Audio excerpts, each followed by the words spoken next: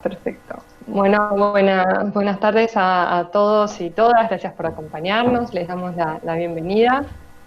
Estamos dando ingreso a todas. Ahí estamos. Bueno, primero desde CAOEX Transparencia Electoral, gracias a todos y todas por acompañarnos. Gracias a nuestras expositoras, a Katia, a Doris y a Mirta por aceptar nuestra invitación. Para nosotros es un gusto que nos acompañen y que hayan aceptado brindar esta charla. Vamos a comenzar, para aquellas que no nos conocen, con una breve presentación sobre qué es la CAOESTE. Para eso invitamos a Carla Verónica Félix Neira, que ella es consejera del Instituto Electoral de Coahuila en México y es miembro de la CAOESTE. Y nos va a estar contando muy brevemente de qué se trata y bueno, cuáles son los beneficios de asociarse. Carla, por favor, tenés el uso de la palabra. Y muchas gracias, Nicole. Agradezco mucho la invitación a participar. Y bueno, pues yo les puedo comentar que la CAOESTE es una entidad que agrupa a diferentes autoridades y funcionarios electorales a nivel nacional y subnacional, así como académicos, periodistas y empresas especializadas en tecnologías aplicadas a los procesos electorales. Y en este sentido, bueno, pues es un espacio donde podemos dialogar, compartir experiencias, interactuar e intercambiar también información y pues nuestra experiencia, nuestros conocimientos en la materia, así como las acciones que hemos implementado en cada uno de los países de la región en relación con la participación política de las mujeres y de los grupos minoritarios. Y el impacto de las tecnologías en el ámbito electoral. Tiene diferentes formas de participación, como son su revista digital, podcast con diferentes académicos o especialistas en la materia, cursos y capacitaciones y proyectos editoriales y de observación internacional. Yo pues quisiera comentarles que desde mi experiencia como asociada de la CAOESTE, pues me ha permitido poder compartir experiencias con personas de otros países de la región, en donde podemos tomar las buenas prácticas que se están llevando a cabo en cada uno de nuestros países y así, pues digamos, ir también en un rumbo, pues, donde pueda incluirse cada vez más la perspectiva de derechos y la perspectiva o el enfoque de género en las actividades institucionales en cada uno de los países de la región. Así que pues los invitamos a participar y yo estoy muy contenta de estar siguiendo este panel porque a todas las panelistas las he seguido su trabajo y de verdad que las admiro mucho. Gracias. Gracias a vos, Carla, y bueno, con esto invitamos a todos los que se quieran asociar, que bueno, nos pueden enviar un mail a caoesta@transparenciaelectoral.org o conectarse por nuestras redes sociales. Ahora el tema que vamos a tratar hoy es justamente dentro de los puntos que trata la CAOESTE, como bien mencionó Carla, está la participación de las minorías y de las mujeres, y por el contexto actual de la crisis sanitaria del COVID-19 se suspendieron varios procesos electorales en nuestra región, y esto afectó a los derechos políticos sectorales de la mujer. Teniendo esto en cuenta, convocamos a representantes de AMEA y de Eurosocial para que brinden esta charla y poder tratar este tema de participación política y electoral de las mujeres en América Latina, particularmente en este contexto. Por eso contamos con un panel de lujo. Tenemos a Katia Uliona Gamarra, ella es boliviana, es licenciada en Comunicación Social, diplomada en Género y Políticas Públicas, es expresidenta del Tribunal Supremo Electoral de Bolivia, fue responsable de Género de IDEA Internacional en el país, ocupó la dirección ejecutiva de la Coordinación de la Mujer, una red que aglutina 20 ONGs que trabajan desde una perspectiva de género y derechos de las mujeres. Fue responsable del proyecto de Mujeres de Asamblea Constituyente en Bolivia, directora de Desarrollo Humano en la prefectura de Cochabamba y actualmente desempeña como consultora especialista para diversos organismos nacionales e internacionales, invitada a su vez como conferencista en diversos eventos. A lo largo de su trayectoria trabajó en diferentes procesos relativos a la ampliación y democratización de los sistemas políticos electorales y la vigencia de los derechos políticos de la mujer, sin violencia, sin éxito político. Ella participa en tanto representante de Eurosocial. Luego nos acompaña la doctora Doris Ruth Méndez Cubillos, que es abogada de la Universidad Autónoma de Colombia, con especialización en Derecho Laboral de la Pontificia Universidad Javeriana, así como en Derecho al Trabajo en la Universidad de Salamanca, candidata a magíster en Derecho Procesal Constitucional de la Universidad de Lomas de Zamora de Buenos Aires, con una amplia trayectoria en el servicio público en las áreas administrativas, constitucionales, legislativas, laborales y disciplinarias, experta en trabajo con comunidades vulnerables y conferencista en derechos humanos, género, cultura y convivencia ciudadana. Fue asesora en comunicación, encuestas y relaciones internacionales del Consejo Nacional Electoral durante 8 años y actualmente ejerce como magistrada de dicha corporación. Ella es vicepresidenta de la Asociación de Magistradas Electorales de las Américas, AMEA. Y por último nos acompaña Mirta Varela de Durán, que es licenciada en Derecho y Ciencias Políticas de la Universidad de Panamá, realizó una especialización en Derecho Constitucional en la Universidad de Salamanca, cuenta con una maestría ejecutiva en Administración de Instituciones de Justicia y un diplomado en Derechos Humanos por la American University de Washington. Ocupó varios cargos en la Corte Suprema de Justicia del órgano judicial y actualmente es secretaria general y magistrada suplente del Tribunal Electoral de Panamá. Ella también nos acompañará en tanto representante de AMEA. Bueno, comenzaremos con la exposición de Katia, que nos hablará de la perspectiva de democracia paritaria y de la violencia política contra las mujeres. Katia. Bien.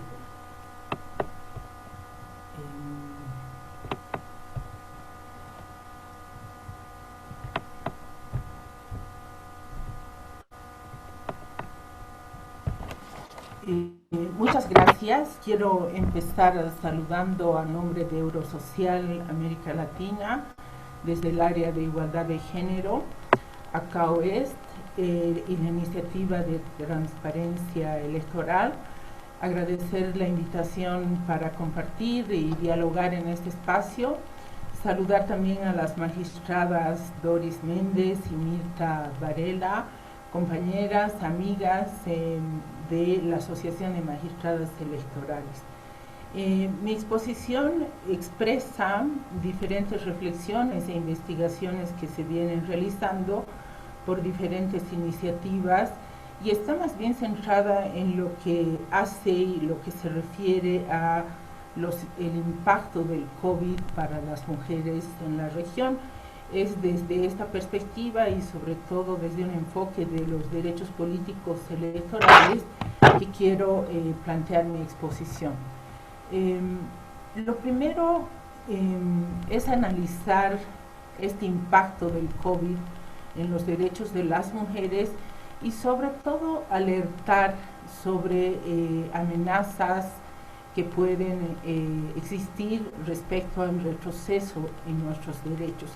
De manera general, quiero plantear 5 elementos principales que han estado discutiéndose en la región respecto a cómo el COVID está poniendo, digamos, en riesgo de este retroceso en los derechos políticos y en los derechos en general de las mujeres. 5 ejes principales, no me voy a detener mucho en cada uno para entrar un poco más al tema electoral propiamente y de derechos políticos, pero es importante partir diciendo que el principal impacto del COVID que estamos viviendo es la profundización de las desigualdades y las inequidades. En primera instancia vemos que las mujeres estamos expuestas a la pérdida de empleo y a la pérdida de ingresos debido a que normalmente estamos participando en la economía desde espacios que son de empleo precario, en la informalidad del empleo y en la prestación de servicios, todos ellos afectados por la pandemia en este periodo. Un segundo elemento es que las mujeres se encuentran en la primera fila de la lucha contra la pandemia. tanto ocupándose de todo lo que significa la atención contra la pandemia en los centros sanitarios, como enfermeras, brindando servicios de apoyo y atención en este espacio, pero en condiciones de falta de seguridad y de falta de condiciones, incluso de un ingreso justo. Conocemos experiencias en la región que, si bien se reconoce este trabajo de las mujeres, por el otro lado, muchas de ellas, las enfermeras sobre todo, están enfrentando situaciones en las cuales incluso se ve afectado su ingreso a sus espacios de vivienda. Sin duda alguna, la cantidad de mujeres que está sin contar con medidas de seguridad o un salario que corresponda a la difícil tarea que está realizando en el marco de la pandemia, se constituye también en un elemento de vulneración de sus derechos. Y hay un tema central que estamos discutiendo en todos los países que tiene que ver con que las mujeres estamos asumiendo las cargas del cuidado, y el cuidado es algo que tiene que ver con un trabajo no remunerado que se ejerce en el espacio familiar. Y aquí vamos a ver un impacto muy fuerte, porque las mujeres están asumiendo las responsabilidades domésticas. Además, se ha sumado a esto el apoyo escolar a sus hijos, hijas en esta tarea. Además, recae sobre ellas todo lo que significa la atención a personas de tercera edad, personas que incluso han contraído la enfermedad, y se va a sumar a esto el teletrabajo para aquellas personas que todavía cuentan con un espacio laboral, que hace que la sobrecarga del cuidado recaiga sobre ellas, y fundamentalmente genera una responsabilidad que va a contenerse en la esfera familiar, y que va a ser un elemento central que vamos a retomar posteriormente a la hora de ver cómo esta situación limita el ejercicio de sus derechos en el ámbito político, en el ámbito público. Otro impacto está vinculado al tema del incremento de los casos de feminicidios y violencia contra las mujeres, porque los espacios familiares se han vuelto espacios donde ellas se encuentran expuestas a convivir con sus agresores, pero además a esto se suma una falta de atención inmediata o una respuesta urgente, como ameritan estos casos extremos que están poniendo en riesgo la vida de las mujeres, para tener una atención inmediata, pero también para adoptar medidas de protección. El otro punto está vinculado a la falta de inclusión de las mujeres en los espacios de decisión y gestión de la pandemia. Y esto tiene un efecto en que existen, digamos, insuficientes o nulas políticas diferenciadas respecto a la respuesta estatal, tomando en cuenta que el Estado es garante de derechos, y sobre las políticas diferenciadas que tomen en cuenta estas características de impacto que el COVID está generando en relación a las mujeres.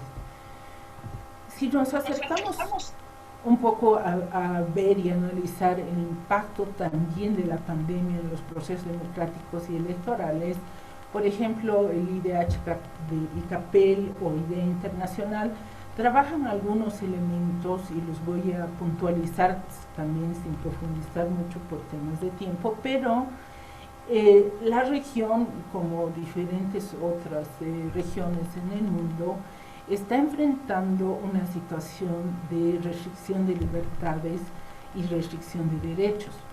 Esto tiene que ver con la gestión propiamente que desde el Estado se está realizando en torno a la pandemia, sobre todo focalizado en la movilización de la fuerza pública, ya sea a través de militares o policías, lo que genera una tensión muy grande, y más aún si existen procesos electorales en curso. La pandemia también ha visibilizado o ha puesto en tensión esta discusión sobre el derecho, los derechos a la salud en términos de protección por la propia condición sanitaria y los derechos políticos. Y aquí conocemos que en la región la discusión tiene que ver con también el resguardo de los principios democráticos y el ejercicio de los derechos políticos, sobre todo basados en las previsiones constitucionales sobre el tiempo de mandato de las autoridades y sobre los periodos en los cuales se tiene que convocar a los procesos electorales. Esto, conocemos en la región, genera esta tensión y se plantea privilegiar no en contraposición estos derechos, sino garantizando que ambos sean parte de lo que puede ser una propuesta en el marco de los procesos electorales en curso. Otro impacto muy concreto tiene que ver también con la postergación de elecciones en la región. 12 elecciones en América Latina han sido postergadas debido a la pandemia y se genera una situación, por supuesto, de conflictividad también, para llevar adelante en las mejores condiciones un proceso electoral en el marco de estas condiciones de la pandemia. Tenemos, por citar algunos de los países, República Dominicana, que modificó su fecha de elección, sin embargo ya la llevó a cabo. También tenemos la experiencia del Uruguay, que acaba de tener el 27 de septiembre una elección. Bolivia, que la próxima semana, el 18 de octubre, tenemos la realización de las elecciones. Brasil, que ha pospuesto su elección para también este año. A nivel municipal tenemos el plebiscito en Chile, y Paraguay, por ejemplo, que pospone para el siguiente año.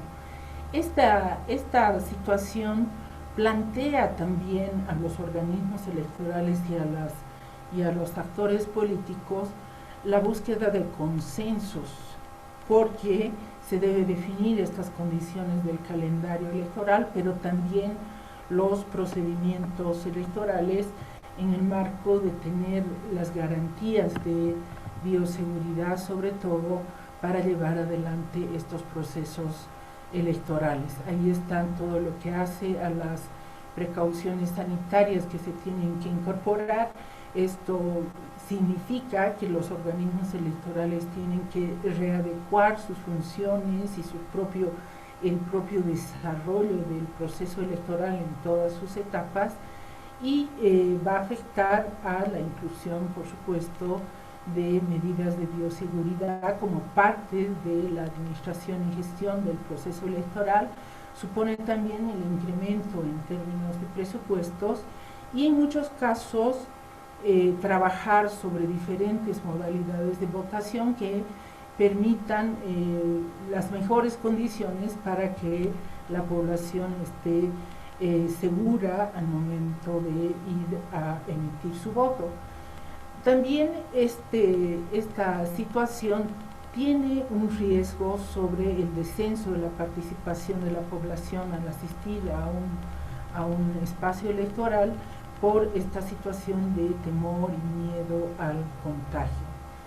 Plantea para los organismos electorales, pero también para el sistema político en general, desafíos de modernización, respuestas tecnológicas, capacitación a distancia, que es lo que están desarrollando los organismos electorales en la región de cara a esta situación de confinamiento y de medidas de seguridad en cada uno de los espacios que se deben movilizar en términos de un proceso electoral.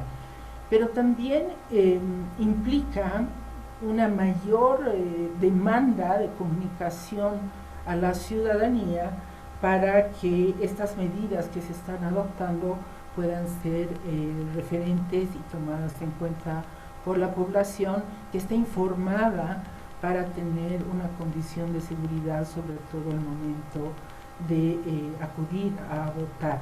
Tiene límites también en la movilización de una observación electoral imparcial, sea dentro de los países o las misiones que llegaban desde afuera. Pero sobre todo está en el centro la necesidad de seguir discutiendo y seguir fortaleciendo nuestras democracias y evitar retrocesos. Todos sabemos que las democracias en nuestra región enfrentan varios desafíos a los que ha venido a sumarse esta situación de la pandemia, pero sobre todo tenemos que seguir sumando los esfuerzos para evitar retrocesos. ¿Qué está pasando en el análisis de la experiencia en la región, pero sobre todo en las discusiones que se están generando en la región respecto a cómo afecta en un proceso específico las condiciones para participación de las candidatas, ¿no? Por un lado, se va a afectar la condición del derecho a elegir y del derecho a ser elegidas. Y aquí sí me quiero detener en un par de elementos porque esta situación de la pandemia está modificando la modalidad de la campaña. Y hay un rasgo que las mujeres, sobre todo en los espacios locales, en los espacios más cercanos donde desempeñan su propia campaña, siempre ha tenido que ver con este contacto directo con la población, sea para plantear sus propuestas o para recoger las demandas. Y aquí se va a modificar la modalidad de la campaña y básicamente este contacto con la ciudadanía va a estar mediado por lo que es las posibilidades de acceso a medios de comunicación masiva o a redes digitales, ¿no? Y aquí hay dos problemas que son complejos. Primero, cuántas posibilidades de acceso a recursos económicos se tiene para poder acceder a una campaña a través de medios masivos.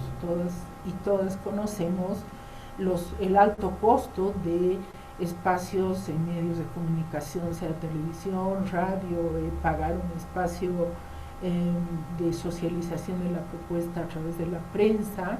Entonces esto se va a convertir en un elemento que tiene que ver con cuántos recursos tengo para generar una difusión mayor sobre mis propuestas, sobre las iniciativas que en este marco se están produciendo en términos de campaña, y además la redistribución de los recursos para aquellos países que tienen el financiamiento para campañas respecto a cómo se distribuyen estos recursos al interior de los partidos y cuántos de estos recursos son accesibles para las mujeres.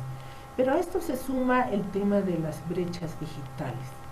Y las brechas digitales tienen que ver con cómo además se gestiona una campaña a través de las redes sociales.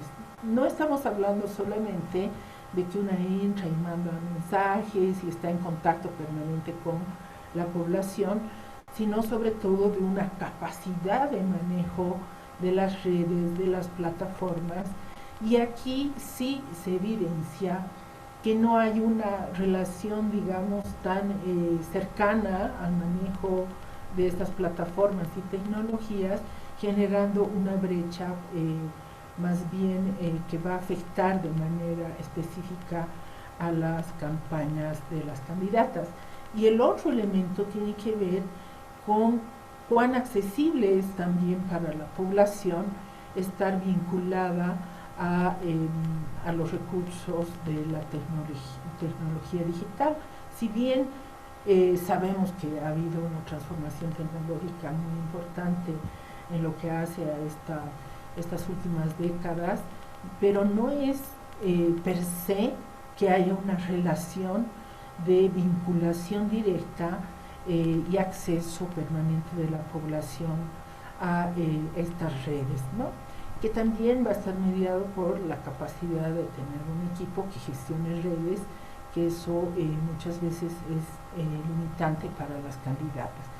Y las tareas de cuidado, escuchábamos y conversábamos con algunas mujeres que están en competencia electoral y por supuesto la responsabilidad que ha recaído sobre las mujeres dentro de su hogar hace que tengan limitaciones de tiempo para poder dedicarse, además de todas las tareas de cuidado, normalmente no compartidas en la medida de una democratización de las responsabilidades al interior del hogar, pero también muchas mujeres que son jefas de hogar y que además de asumir sus candidaturas deben asumir su campaña. Entonces ahí yo creo que ese es un núcleo que afecta de manera directa a esta condición de participación como candidatos.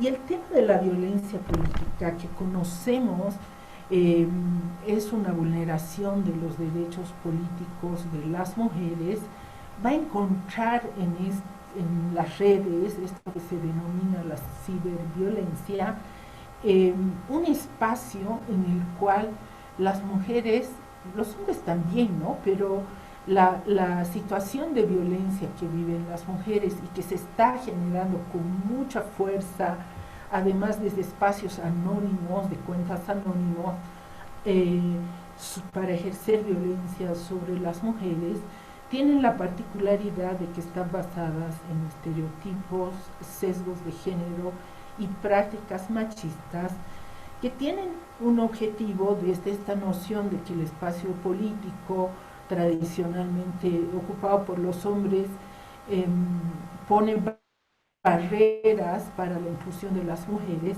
Esta violencia política está demostrando que tiene como objetivo expulsar a las mujeres del ámbito político, tiene como objetivo denigrar, desprestigiar y desvalorizar a las mujeres, generando una noción, o diría más bien en contra de una noción de igualdad en el reconocimiento, el ejercicio de los derechos políticos de las mujeres. Les está costando mucho al sistema político, al sistema de partidos, democratizar el poder, democratizar los espacios de decisión, democratizar lo que es esta propuesta paritaria en términos de que las mujeres tengamos condiciones de participación igual que los hombres para democratizar la democracia, porque que la mitad de la población se queda fuera de los espacios de la disputa y el ejercicio del poder, sin duda alguna es una condición de desigualdad. Finalmente, el otro impacto está vinculado a dos elementos que hacen al proceso electoral, ¿no? Hay un problema con la designación de juradas electorales, por ejemplo en Bolivia, en la que ha adoptado en su legislación y con una propuesta transformadora también desde los espacios electorales, la mitad de la designación de jurados y juradas electorales corresponde a hombres y 50% a mujeres. Entonces aquí otra vez recae y pone en tensión lo que significa las responsabilidades del cuidado, ¿no? O sea, ¿en qué momento, bueno, digamos, la capacitación no es presencial, se han adoptado recursos tecnológicos, pero esta carga sobre el cuidado está convirtiéndose en un obstáculo para que las mujeres puedan acceder y asumir esta responsabilidad. Y lo mismo va a pasar con el derecho a elegir. Las mujeres electoras, por esta misma situación de responsabilidad del cuidado, se ven limitadas para poder asistir, pero sobre todo de lo que significa en términos del tiempo, de las filas, para poder acceder a emitir su voto. También se suma esto la situación de la pandemia, que hace que no puedan ir con sus hijos o hijas menores, con bebés, por precautelar lo que es la seguridad en términos de salud. Esto ya es un problema para mujeres que son jefas de hogar, o incluso supone reorganizar y conciliar el tema del cuidado, el tema de con quién dejar a sus hijas y peor aún si son menores y bebés, y eso supone o una negociación o directamente va a incidir en las condiciones de restricción para que pueda asistir a votar. Entonces estamos hablando también de que estas situaciones de impacto de la pandemia, en primera instancia en relación a las condiciones que han afectado la vida de las mujeres en general, tiene también su impacto en los procesos electorales en la región y de manera particular, y esto obliga a los organismos electorales, pero sobre todo a la sociedad en su conjunto, a garantizar que estos derechos políticos electorales sean atendidos con medidas, con políticas, con una respuesta institucionalizada, y evite que se afecten los derechos de las mujeres a elegir en términos de electoras, pero también a ser electas si están en condición de candidatas. Con esto quiero terminar mi intervención y espero que podamos seguir conversando ya en el espacio de diálogo. Cualquier profundización, pregunta, estoy a disposición en cualquier momento. Muchas gracias. Muchas gracias, Katia, por tu intervención. Ahora le damos el uso de la palabra a la doctora Doris Ruz Méndez Cubillos, que va a hablar sobre los desafíos y acciones para garantizar la participación política de las mujeres en el contexto de la pandemia en las elecciones en Colombia. Gracias. Bueno, un afectuoso y cálido saludo para todas y todos los presentes hoy acá unidos a través de la virtualidad. Agradezco a Nicole Guarambún, ¿se dice? La cordial invitación que me hizo para participar en este espacio, y saludo a mis amigas compañeras de panel, la doctora Mirta Varela Durán, secretaria general y magistrada suplente del Tribunal Electoral de Panamá, y a la doctora Katia Oriona Gamarra, expresidente del Tribunal Supremo Electoral de Bolivia. Y es muy grato y es de orgullo y gratificante compartir estas disertaciones, este espacio con ustedes, y que juntas representemos la Asociación de Magistradas Electorales de las Américas de AMEA en estos escenarios. Bueno, frente a mi intervención de desafíos y acciones para garantizar la participación política, pues mi compañera y amiga Katia acabó de hacer de manera brillante, magistral, la exposición frente a este contexto y frente al contexto y los desafíos que se encuentran en este momento en la región, que los hemos venido estudiando desde que arrancamos con este COVID. Entonces voy a resumir lo que más puedo frente a esto, porque ya Katia dejó en este contexto puesto todo casi. Pero vamos acá a tratar de resumir esto. Como desafío encuentro que el COVID es uno de los fenómenos globales más disruptivos. Aunque ocurrió de manera súbita e inesperada, es destacable la forma rápida en que nos hemos adaptado como sociedad. No obstante, evidentemente ha tenido impactos negativos, ante los cuales debemos actuar con determinación y celeridad, para no retroceder en los logros sociales a favor de las mujeres por los cuales hemos luchado políticamente e históricamente. Esta pandemia ha impactado nuestras vidas en el ámbito público y privado, ha agudizado las desigualdades de género ya existentes, Dos de los sectores económicos más afectados, como lo expresó Katia, por la pandemia son el sector de la salud y el de los cuidados, ocupados mayoritariamente por las mujeres. Las mujeres representan la mitad del personal médico y más del 80% del personal de enfermería en el continente americano, así como el 76.2% de las horas del trabajo de cuidado no remunerados son desempeñadas por las mujeres, experimentando la llamada penalidad de género, es decir, somos imprescindibles pero invisibles.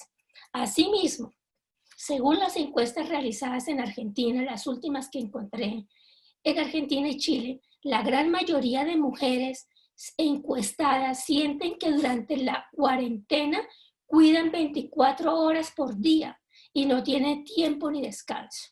Y el 47% señalan que la principal dificultad que tienen es combinar el teletrabajo con las labores domésticas, mientras que los hombres, la principal dificultad para realizar el teletrabajo es la calidad del Internet. Todo esto desestimula la participación política y electoral de las mujeres, sumando el aumento de la violencia de género y de la brecha digital, como lo expresó ahora la doctora Katia. Ahora bien, la pandemia también es una oportunidad para empoderarnos y empoderar a las mujeres jóvenes y niñas.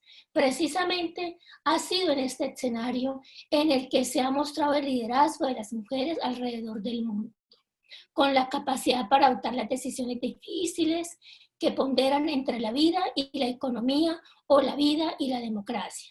Además de ser un liderazgo transformador desde las cualidades del ser femenino, estamos en la primera línea de respuesta, tanto sanitaria como política. Ahora, como acciones podemos ver que para promover estos liderazgos políticos transformadores, desde nosotros en el Consejo Electoral, en Colombia, desde el Consejo Electoral, repensamos nuestra agenda de género en esta pandemia. Nosotros venimos trabajando en una campaña, en una ruta pedagógica, preventiva e institucional llamada Súbete al Bus, que yo creo que casi todas acá presentes la conocen. Es el bus de la no violencia y la participación real y efectiva de las mujeres en la política. Fue un bus que antes de la pandemia Colombia presentó las elecciones regionales y recorrió casi todo el país. En una primera fase, socializando, capacitando a las mujeres, a las que estaban aspirando, diciéndoles que existía la violencia política, diciéndoles que tenían que participar y no consentir que fueran rellenos. Después una segunda fase con las que ya eran candidatas, hablándoles de la financiación, hablándoles de las obligaciones y todo lo que tenían allí que asumir. Y una tercera fase que nos encontramos al iniciar el año y nos cogió la pandemia. Entonces nos reinventamos en esa tercera fase, reinventamos esa ruta del bus que ustedes lo conocen en un bus virtual. Entonces arrancamos con esa tercera fase de pedagógica con las mujeres electas, quienes iniciaron su gobierno en enero pasado, o sea, ahorita en enero. Y los pocos meses que se vieron cuando empezaron a hacer el plan de desarrollo, a posesionarse, no habían acabado de posesionar cuando la pandemia. Por ello, ellas también se empezaron a replantear y por eso llevamos a cabo esta ruta pedagógica con unos diálogos virtuales denominados Alcaldesas y Elecciones a Prueba de Coronavirus, experiencias y liderazgos con enfoque de género frente a la pandemia, que reunimos 50 alcaldesas de las 132 electas, a 34 lideresas juveniles porque teníamos el proceso este año de elección de consejos juveniles que por primera vez se elegían en paridad y lista cremallera. Entonces las invitamos a que hicieran parte de estos diálogos a estas 34 lideresas y a 11 secretarias de género que ahorita a raíz, doctora Katia, que usted hizo parte de la misión de observación internacional de género que hicimos en el marco del proceso electoral pasado, ese resultado, esas recomendaciones que salieron de allí, precisamente las llevamos a la vicepresidencia y de acá arrancamos con la idea de que la vicepresidencia, desde la vicepresidencia se nombrarían en estos gobiernos regionales secretarías de género, donde junto las involucramos también en estos grandes diálogos que hicimos con con alcaldesas, con lideresas y con secretarias de género, donde junto con la vicepresidenta de la República y aliados internacionales promovimos formación política y electoral de las mujeres ante las nuevas realidades. Hicimos como una especie de trabajo de campo. ¿Y qué nos dio? ¿Qué resaltamos de estos diálogos? Pues que estos diálogos se evidenció que la violencia política en razón de género no tuvo descanso en la pandemia, se activó y fuerte y agresiva, y se agudizó contra las alcaldesas por las medidas adoptadas contra el COVID-19, afectando su gobernabilidad. Pero sin embargo, también encontramos casos exitosos de manejo de pandemia gracias a los liderazgos femeninos. En los municipios donde nunca antes había tenido una alcaldesa, asimismo, se empoderaron y sacaron adelante todos estos procesos que vienen haciendo de bioseguridades, de atacar el COVID, pero no desmembrar la economía ni estos liderazgos. Asimismo, empoderamos a las alcaldesas y jóvenes de cara a las elecciones de los consejos de juventud que me acabé de referir. Aunque estas están suspendidas por la pandemia, se espera que se realice en este semestre del 2021. Entonces, por eso también están involucradas en este proceso de capacitación que arrancamos. Ahora, nosotros tenemos una experiencia, quiero hablarles de la experiencia porque esto es como ¿qué les digo yo? O sea, como las acciones para garantizar este proceso electoral y la participación de las mujeres en la pandemia. Nosotros en Colombia acabamos el 30 de agosto de tener un proceso de elecciones que fueron las primeras en Colombia en el marco del COVID. O sea, en el marco de la pandemia, en plena pandemia, en el pico.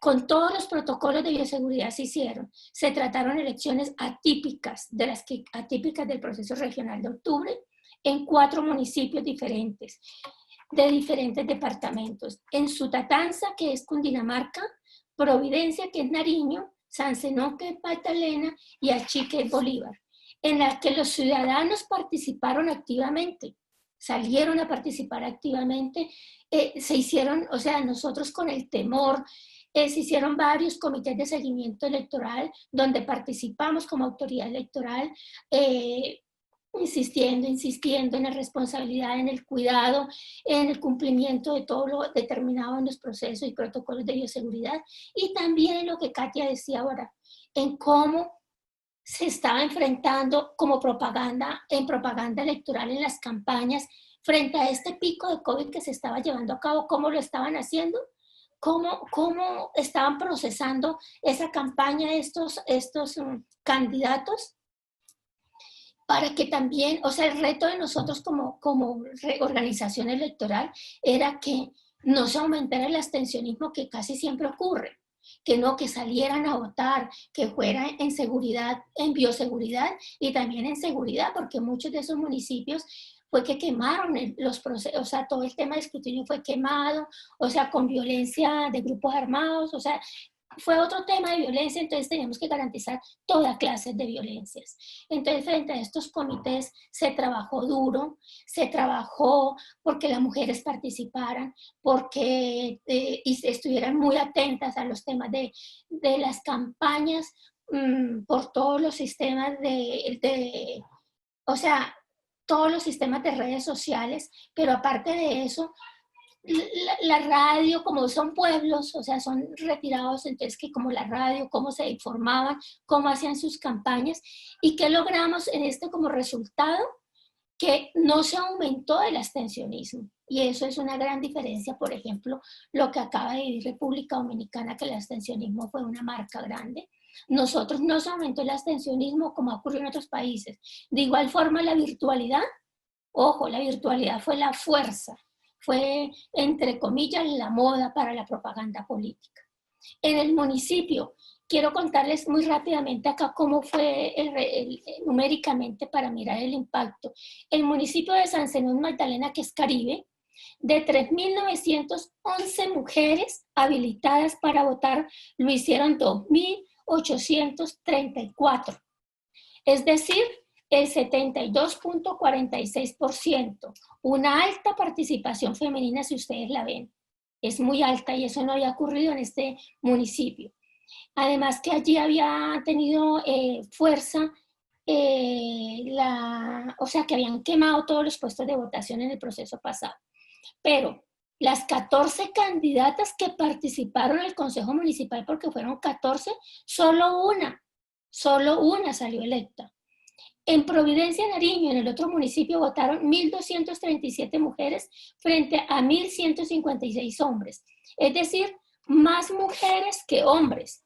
Pero de las 15 mujeres candidatas para el Consejo Municipal, solo 3 resultaron electas de 11 concejales. En Achí Bolívar, y la participación allí en Achí Bolívar, ¿cómo fue? Fue una participación de mujeres del 45.27% frente al 54.73% de los hombres, y de las 30 mujeres candidatas al Consejo Municipal, solo 2 quedaron electas de 11 concejales. Finalmente, el municipio de Satutanza llevó a cabo su jornada electoral y la dividió por sexo. También fue como una muestra que en algunas partes se venía hablando antes de los procesos electorales, que si de pronto dividiendo por sexo podía haber mucho más seguridad en el tema de ir a participar en el proceso. Acá se dividió por sexo, en la mañana votaron los hombres y en la tarde las mujeres, pero de la misma manera no hubo abstencionismo igual que en los anteriores municipios. Lo que observamos es una representación débil de las mujeres, pues si bien existió alta participación de votantes, esto no se vio reflejado en las electas. Entonces seguimos en lo mismo y frente a la más cruda realidad con esta pandemia. Pero por lo menos habían algunas que seguían aspirando, porque es que yo no sé ahorita frente a la pandemia, nosotros en Colombia en 2 años tenemos el proceso electoral, tenemos todavía tiempo, nos estamos organizando, este proceso electoral nos ayudó mucho, acuna mucho para llevar a cabo de una manera más efectiva el próximo proceso electoral, que es al Congreso, las elecciones del Congreso y Presidencia de la República. Entonces, ante estas lecciones aprendidas, insistimos en la capacitación. Nosotros acá, y de verdad que les digo que a nosotros nos ha dado muy buen resultado y le estamos apuntando al 100% como una acción de garantía, como una acción de garantizar la participación de las mujeres, es la capacitación y la pedagogía, para incentivar a nuestras mujeres a no dejar de participar en las elecciones como votantes y como candidatas. Ahora bien, la formación debe tener en cuenta la nueva realidad. Por ejemplo, el aumento del uso de las redes sociales, como lo dijo Katia ahora, mirar el lenguaje de odio de las redes sociales, miremos la ciberviolencia. Nosotros en el Consejo Electoral acabamos de tener una decisión que por primera vez, y creo que en la región, se sanciona las redes sociales. Entonces, esto es un antecedente para la región y frente a esta pandemia que, como lo dije anteriormente, se puede mirar como la moda o como la fuerza en las propagandas electorales y en las campañas electorales. La pandemia también visibilizó, como lo dijo Katia, la brecha digital de género que existe en América Latina. Por ello, nos articulamos como una acción que, también como otra acción que les muestro, nos articulamos como con la Vicepresidencia de la República con un proyecto piloto de inclusión digital sostenible. Un proyecto piloto digital sostenible con el objeto de garantizar la capacitación virtual y apropiación tecnológica, en especial para las mujeres rurales y jóvenes. Esto es muy importante que tengamos en cuenta, como decía Katia, el acceso a la virtualidad. el acceso a las redes, a las plataformas. Tenemos que preparar a nuestras mujeres rurales, a nuestras mujeres jóvenes. Tenemos la obligación de hacerlo y los organismos electorales tenemos que plantarnos ahí y garantizar la participación efectiva y real de los grupos minoritarios, de esos grupos que no tienen acceso a las redes sociales, a la virtualidad, y capacitar a las mujeres en ese lenguaje de odio, capacitarlas frente a todo lo que puede ocurrir y empieza a ocurrir en el mundo frente a estas modalidades. Estas otras acciones podemos adelantar en nuestros países. En Colombia estamos promoviendo, acabamos de presentar, logré. Ustedes saben, soy la única mujer en el Consejo Nacional Electoral. Nosotros no tenemos paridad, tenemos un 30%. Nosotros no tenemos, como lo tiene afortunadamente Bolivia, México, que tienen definida y tipificada la violencia política. Nosotros no la tenemos, pero logré incorporar 4 artículos en el código. Estamos presentando un nuevo código electoral en el Congreso. Ya va para el primer debate en el Congreso. Vamos con un código nuevo, un código para este siglo, con 4 modalidades de voto electrónico. Vamos con estos 4 artículos que logré introducir, del 30 al 40%. ¿Por qué no me fui en paridad? Porque primero no alcancé que me lo aprobaran en el Consejo Electoral. Segundo, porque esta es una reforma de código, no es una reforma política. Entonces el Congreso allí, las mujeres allí, estamos peleando por llevar proposiciones para que quede en paridad y alternancia. Pero en el proyecto del código va al 40%. Logré introducir un principio de equidad y género. Logramos introducir la definición de violencia política traída de Belén do Pará, y lo fundamental es la competencia para el Consejo Nacional para sancionar. Logramos también que frente a los escrutinios, como una acción afirmativa, que frente a los escrutinios y en declaración de elecciones, si hay empate hombre-mujer, el desempate va por mujer, y esto me parece que es muy importante. Estamos resaltando, estamos avanzando frente a lo que no hemos tenido y frente a que nosotros desde hace más o menos 20 y pico de años tenemos como esos derechos más materializados desde la Constitución a votar. Entonces, contiene importantes disposiciones, como les acabo de decir, ese proyecto de reforma política que tenemos en el Congreso. De igual forma, hicimos otro convenio con la vicepresidenta de la República, donde formaremos más de 1.600 mujeres políticas en las escuelas de mujeres lideresas por Colombia. ¿En qué las vamos, qué vamos a apuntar? En que sean mujeres, en que tengan la claridad de la financiación política, en que sean mujeres robustas, en que puedan salir robustas y se puedan sentir seguras porque tienen una seguridad en financiación política. Muchas de ellas, con la experiencia que han tenido y que van a ser parte de estas escuelas, perdieron las elecciones pasadas, pero tienen un potencial político que el COVID-19 no puede afectar. No podemos permitir que esta pandemia las afecte. Entonces, por eso vamos a trabajar con ellas y vamos a trabajar con ellas también para capacitarlas en un liderazgo transformador, en un liderazgo que empiecen a trabajar desde su intuición, en reconocerla, en reconocer sus valores, en reconocer esa sensibilidad que han demostrado tener la mayoría, como les acabo de contar, gobernantes frente a la pandemia, y lo han hecho de manera exitosa. Entonces, estas medidas dotarán de legitimidad y transparencia a nuestras democracias en tiempos de adaptación e incertidumbre como la que caminamos ahora, incertidumbre democrática en todas partes, pero las mujeres, nosotras, no podemos caer en esa incertidumbre. Tenemos que seguir haciendo eventos como este, sensibilizando a todas nuestras mujeres de la región para que no tengamos más miedos y para que dejemos los silencios y participemos de manera efectiva y real en estos procesos electorales frente a la pandemia. La pandemia no nos puede asustar más de lo que ya hemos estado en tantos años en miedos frente a las violencias políticas y en silencios guardados. Entonces, muchas gracias por este espacio y porque es muy importante estos espacios nos dan fuerzas frente a las vivencias, frente a las buenas prácticas, para nosotros o sea, para que los diferentes países frente a esos espejos reveladores las implementemos. Muchas gracias, muchas gracias.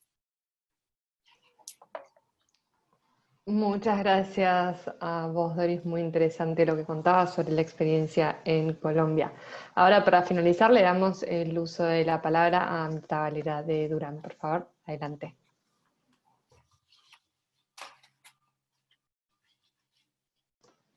Tiene el audio desactivado, no lo escuchamos. Listo, ahora sí me escuchan, ¿verdad? Buenas tardes a todas y Perfecto. todos. Realmente estoy muy complacida de estar compartiendo este espacio con ustedes hoy. Y ante todo, quiero agradecer a Nicole Guarambón, coordinadora de la Conferencia Americana de Organismos Electorales de la Transparencia Electoral, CAOESTE, por haberme invitado a participar aquí en este panel. Y un afectuoso saludo para mis amigas, compañeras, profesionales con una vasta experiencia de quienes siempre aprendo muchísimo, la magistrada Doris Méndez, magistrada del Consejo Nacional Electoral de Colombia, y Katia Uriona, expresidenta del Tribunal Supremo de Bolivia. Mis saludos cordiales y todo mi cariño para ellas, mis amigas.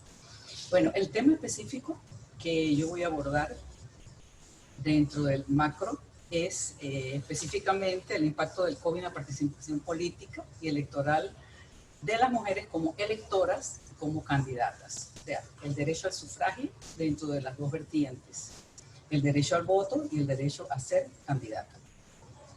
Como es sabido, esta pandemia ha sido el mayor reto que hemos afrontado después de la Segunda Guerra Mundial. Y no solo el impacto en la salud, que ya es bastante, cuántos millones de muertes no hay en el mundo y en nuestros países, lamentablemente, y todas las carencias que esto ha traído, pero también tiene la fuerza, hay que tomar en cuenta que esto tiene la fuerza y el impacto para traer también crisis sociales, evidentemente económicas, como ya se están viviendo, y también crisis políticas. Nada más hay que mirar al área y ver en la región las diferentes convulsiones que hay, producto obviamente ya de la preexistencia de los problemas, las desigualdades latentes que ya teníamos, pero exponenciadas y visibilizadas de una forma mayor a raíz de esta pandemia. Específicamente el impacto con las electoras, lo primero que tengo que decir y aclarar que aquí en mi país, en Panamá, nosotros tuvimos elecciones generales el año pasado, el 5 de mayo del 2019, lo hacemos cada 5 años, cada quinquenio se eligen todos los cargos de elección popular. Así es que esto nos está dando la oportunidad, ¿verdad?, de planificarnos, de organizarnos y tener una visión, reinventarnos, porque realmente no sabemos si en ese 2024 estará vigente la pandemia todavía o en sus diferentes modalidades u otra pandemia. Así es que el Tribunal Electoral de Panamá ya está trabajando en eso. Como les decía, Panamá ahorita no está celebrando ni organizando elecciones, pero sí estamos organizando elecciones internas de los colectivos políticos. O sea, están renovando su dirigencia dentro de sus organismos políticos. Entonces,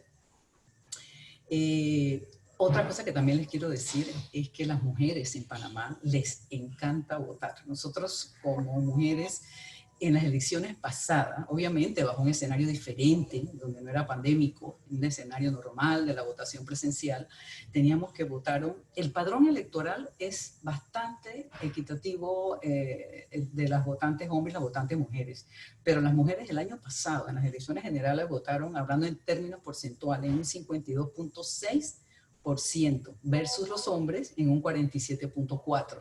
O sea que 5 puntos y tantos porcentuales acudieron más a votar las mujeres que los hombres. Entonces, esa retórica de que a la mujer no le gusta la política, no, eso es falso.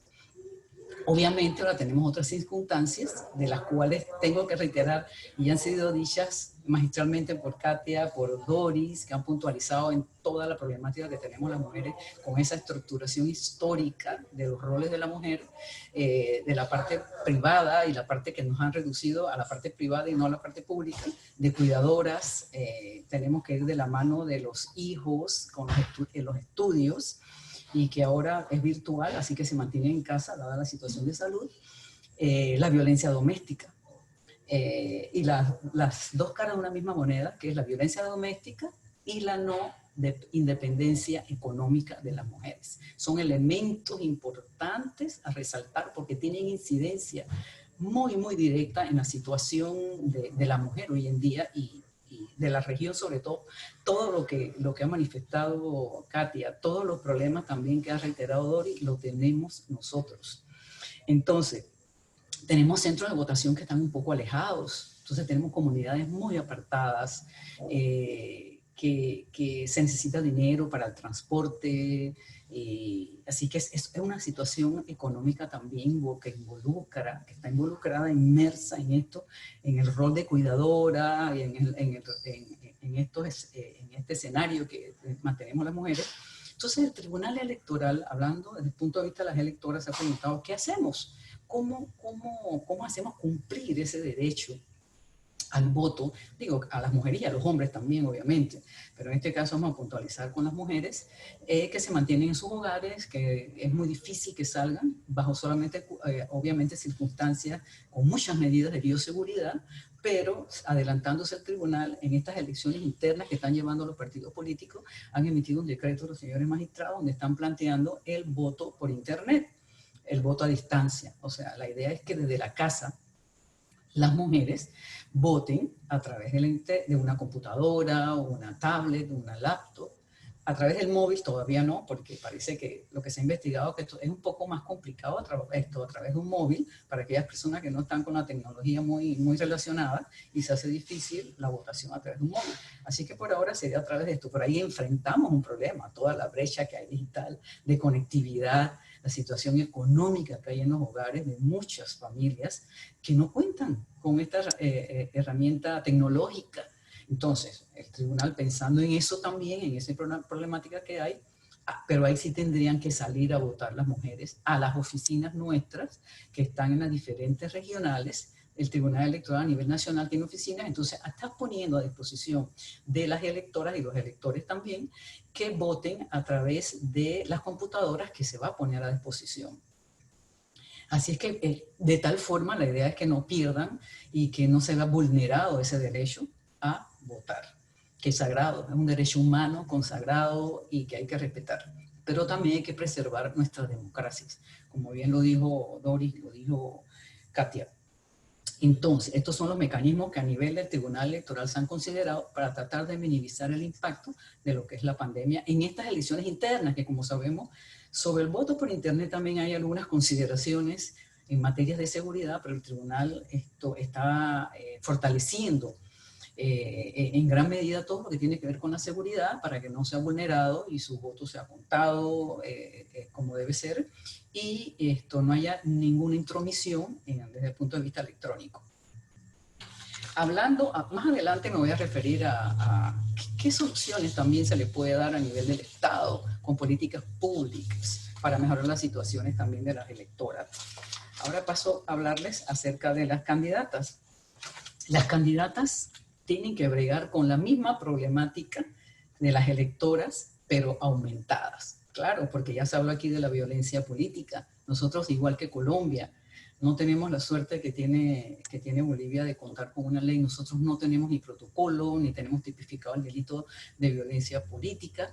Entonces, ahora mismo estamos con muchas expectativas positivas porque se está trabajando un anteproyecto de ley en la Asamblea con las diferentes, tipificando como delito las diferentes modalidades de violencia política, tratando de una perspectiva de prevención, sanción y erradicación de la violencia política, porque definitivamente esto es una barrera inmensa para aquella mujer que quiere ser candidata, que quiere salir de ese espacio público, de ese espacio privado, perdón, a lo público y a querer optar por un puesto de elección popular. ¿Qué pasa también? Las mujeres están excluidas dentro de las estructuras donde se toman las decisiones dentro de los partidos políticos. También tenemos una estructura débil que imposibilita la aplicación efectiva de esas postulaciones de mujeres que se traduzcan en mujeres electas. Imagínense ustedes, en las elecciones pasadas, la reciente, el mayo del 2019, las elecciones generales, nosotros en Panamá tenemos 861 cargos que van a elección popular, desde el presidente de la República, diputados, alcaldes y representantes de corregimiento, que es la jurisdicción más pequeña, ¿no? A nivel de corregimiento. Son 861 cargos. Se postularon más de 5.000 personas, entre hombres y mujeres. ¿Cuántas mujeres a cargos principales fueron postuladas? Un 16.8%. Estamos hablando de 988 mujeres que se postularon. Y los hombres fueron 83.2%, o sea, 4.877 hombres fueron postulados. ¿Cuántas mujeres salieron electas? 103. 103 mujeres de 861 cargos, a los cargos principales. Entonces, estamos viendo el impacto realmente de no contar con una normativa. Si bien tenemos en la normativa del Código Electoral, se habla de que se tiene que hacer todo el esfuerzo para que el 50% como mínimo de las postulaciones sean mujeres. No tenemos una norma como dice el doctor Sobato, con dientes y garras, para que sancione aquellas listas o aquellas postulaciones que no cumplen con ese 50%. En el mismo articulado que habla de que debe ser como mínimo el 50%, como mínimo, porque muchas veces estas cuotas se tienen como techo, y no son techos, son pisos, como mínimo el 50%. Al final la normativa tiene la famosa válvula de escape que dice que si no se postula el 50% de las mujeres, se tiene que rellenar con hombres, dando la certificación la Secretaría de los Partidos Políticos. Entonces, no hacemos, realmente no estamos haciendo lo necesario para que las mujeres, para que no estemos, sigamos como subrepresentadas las mujeres, como estamos actualmente, y Panamá está lamentablemente entre los últimos lugares. Ya hablé de la violencia política, vamos a ver si prospera esta ley en la Asamblea, esperemos que así sea. Y por supuesto también el elemento de la no dependencia, la no independencia económica. Este es un elemento, ya lo mencionaron, las mujeres tienen que irse, es muy costoso ir a los medios, por ejemplo, como la televisión, tener que pagar la televisión, y hasta la radio también se ha puesto costosa, o los medios impresos. Entonces hay que acudir a las redes. Las mujeres, esa es una amenaza latente que tienen las mujeres cuando están en las redes, porque bajo el anonimato, estadísticamente se ha visto que las mujeres con las campañas sucias son objeto, en mayoría más que los hombres, de ataques, las mujeres. Entonces es una situación también bastante complicada que se presentan a las mujeres que tienen que luchar contra esto también en las redes. Ya les hablé de la norma electoral, les hablé de todos los roles que están involucrados en esta situación. La pregunta que nos hacemos, ¿qué hacer? ¿Qué hacer? ¿Qué medidas tomar? ¿Qué se debe hacer? Las mujeres en Panamá también están en el frente, en la primera línea del COVID, para tratar la enfermedad. Del personal de enfermería en Panamá constituyen el 90% son mujeres. Y entre personal médico y de otras personal de salud son un 70%. O sea que igual, coincido con las demás compañeras, estamos en la primera línea. También, por eso el secretario general de las Naciones Unidas la semana pasada, hablando en conmemoración de los 25 años de Beijing, que ese es otro tema también, que no hemos cumplido, han pasado 25 años y ha sido tan difícil, hasta de las primeras cuotas que se crearon en Argentina, tantos años han pasado y todavía no se hace realidad en muchos de nuestros países. Entonces, hay que pensar definitivamente fuera de la caja. Esa es mi primera propuesta. Perdón, iba a decir lo que comentó el secretario general, don Antonio Guterres, muy coloquialmente, pero una expresión muy cierta, que las niñas y las mujeres son las que están pagando los platos rotos de esta pandemia. Y es así, somos las mujeres las que estamos cargando doblemente la carga en el hogar, y con la falta de corresponsabilidad también, que ese es otro tema cultural que estamos acarreando en la región, que no hay corresponsabilidad con nuestras parejas en las responsabilidades del hogar. No son compartidas. Entonces las mujeres, ya se ha reiterado, pero esto hay que decirlo porque es cierto, la falta de corresponsabilidad. Entonces, ¿qué es lo que se debe hacer? ¿A dónde ir? Bueno, lo primero que pensamos es que hay que invertir en la transformación de la vida de las mujeres, así como decía Doris, tan bella con ese bus y todo esto, cosas tan fantásticas que están haciendo en Colombia también. Hay que invertir en la vida de las mujeres y es hora, tiene que ser ya lo más urgente posible. Los estados tienen que adoptar políticas públicas que impacten en la parte económica. Por ejemplo, tengo que decirlo, que en Panamá nuestro presidente, hace varias semanas ya habló de ciertas medidas, digamos, económicas para el país, para mitigar el impacto económico de, por ejemplo, destinar millones de dólares para hacer préstamos a la pequeña, a la mediana empresa, y sobre todo también aquellos que están digamos que en la fuerza del comercio al por menor, que muchas son mujeres. En Panamá alcanza alrededor de un 52%, que las mujeres están, que ya sabemos que no están en la seguridad social, no pagan impuestos, entonces eso las mantiene todavía en esta pobreza multidimensional que tenemos en toda la región y que no salimos de ella. Entonces hay que invertir en la transformación de la vida de las mujeres. Hay que el gobierno está destinando préstamos con intereses blandos y a pago a largo plazo, 80 meses, por ejemplo, dijo el gobierno. Yo lo que espero es que esto esté destinado tanto en la ruralidad, porque también se destina al agro, a empresas agrícolas, de pesca, que estén mujeres, que sean mujeres beneficiadas.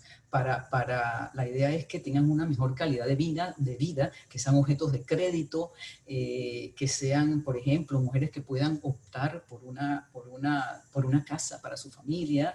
Y aquí entran otros elementos también que tenemos que hacer alusión, que es importante hacer referencia, por qué es importante votar por las mujeres y que salgan electas.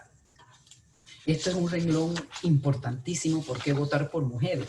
Porque las mujeres generan políticas públicas dirigidas a prevenir, para dar un ejemplo, por ejemplo, castigar la violencia doméstica, la violencia política, hacer proyectos sobre salud reproductiva y educación sexual que tanta falta nos hace.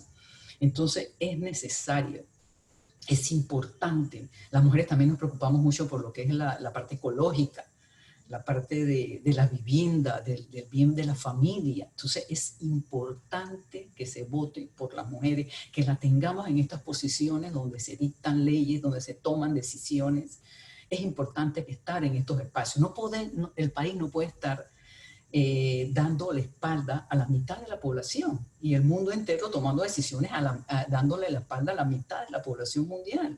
Si hay decisiones que nos impactan, tenemos que estar allí en la mesa, sentadas en igualdad de condiciones, participando y tomando las decisiones.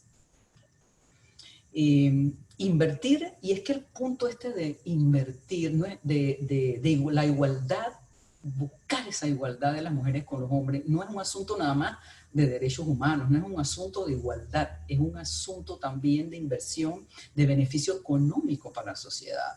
Y ya se ha estimado que ese beneficio económico para la sociedad supera el costo de la inversión que se hace en cambiar la vida de las mujeres. Hay un impacto inmenso económico de un país al darle poder económico, al potenciar que las mujeres sean sujetos de crédito, mujeres que tengan negocio.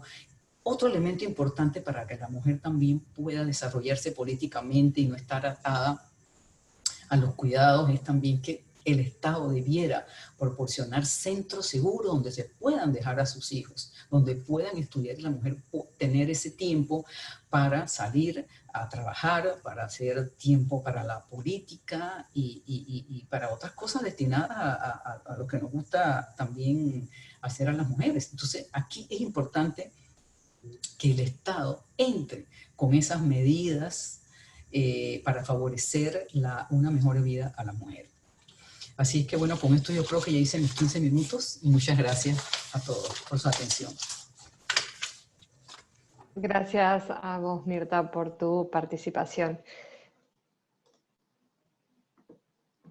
Bueno, si los participantes tienen preguntas, las pueden enviar al chat, por ahora no enviaron ninguna. Les agradecemos nuevamente a Doris, a Katia y a Mirta por haber aceptado nuestra invitación, por haber accedido a participar y por habernos brindado toda esta información respecto a Panamá, Colombia y lo que es nuestra región y los problemas a los que nos enfrentamos con esta pandemia respecto a la participación de la mujer. Gracias.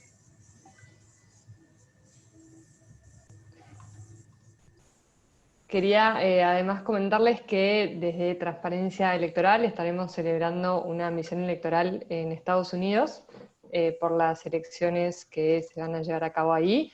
La misión electoral va a ser en Los Ángeles, así que si quieren participar, están todos invitados, nos pueden enviar un mail a info@transparenciaelectoral.org. Y bueno, con esto damos por finalizado. Les agradecemos a todos por haberse conectado, por habernos acompañado. Y si quieren información respecto a la CAOESTE o desean asociarse, pueden enviarnos un correo a caoeste@transparenciaelectoral.org. Muchísimas gracias a todos y todas. Gracias, hasta luego. Gracias. Muchas gracias.